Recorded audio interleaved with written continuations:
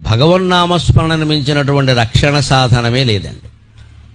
నిరంతరం మనస్సులో నమశివాయ నమశివాయ నమశివాయ అనే పంచాక్షర మంత్రం నడుస్తూ ఉండాలి.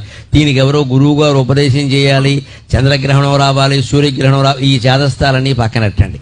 మనస్సును మించినటువంటి తీర్థం లేదు, శరీరాన్ని మించినటువంటి క్షేత్రం లేదు, అంతరాత్మను మించినటువంటి గురువు లేడు, జీవితాన్ని మించిన గ్రంథం లేదు. అందరికీ ఇదే ఉపదేశం అనుకోండి. హాయిగా నమశివాయ నమశివాయ నమశివాయ. రాత్రి పడుకున్నా సరే నిద్ర పట్టకపోతే నమశివాయ, లేచి మొహం కడుక్కుంటూ ఉంటే నమశివాయ, అన్నం తింటుంటే నమశివాయ, ఎవరన్నా కనపడితే పలకరింపు కూడా నమశివాయ, మీరు ఫోన్ ఎత్తి మాట్లాడవలసి వస్తే నమశివాయ.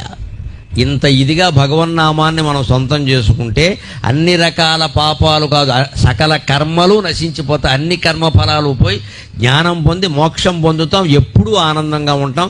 భగవన్నామస్మరణ అంత గొప్పది. అలా చేస్తేనే శివుడు కాపాడుతాడు. గమనించండి, ఇలా ఊరికే దండం పెట్టేగానే ఏం కాపాడాను, అలా అయితే అందరినీ కాపాడాలిగా. మనం చెయ్యాలి, ప్రార్థన చెయ్యాలి ఖచ్చితంగా. అది